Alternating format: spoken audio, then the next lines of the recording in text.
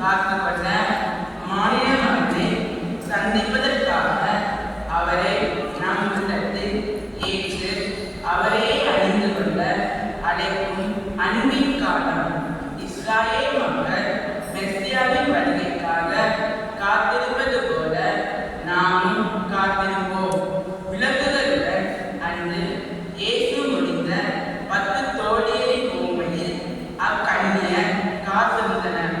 அவர்களைப் போல நாமும் விளக்குகள் ஏற்றி மணமகனின் வருகைக்காக நம்மையை தயார் செய்வோம்.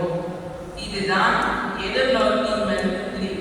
இது மீட்பரின் வருகைக்காக காத்திருந்த நம் முதுபெரும் தந்தையர்களான ஆபிரகாம், ஈசாக்கு, யாக்கோபு ஆகியோரை குறிக்கின்றது. கவனமாயிருங்கள், விழிப்பாயிருங்கள், ஏனெனில் அந்நேரம் எப்போது வருவன உங்களுக்கு தெரியாது என புனித மார்க் தனது திருமுகத்தில் 13வது அதிகாரம் 33ஆம் வசனத்தில் குறிப்பிடுகிறார். ஆண்டவர் நம்மை விழிப்புடன் காத்திருக்கும்படி கேட்கின்றார்.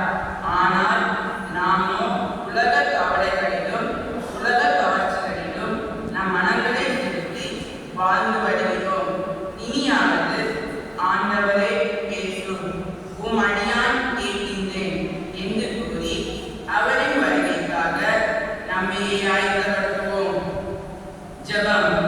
இம்மானுவேலே, இயேசு கிறிஸ்துவே, எல்லா நாடுகளும் எதிர்பார்க்கும் ஆண்டவரே, அனைத்து மக்களின் மீட்பரே, வந்து எங்களிடம் தங்கும்.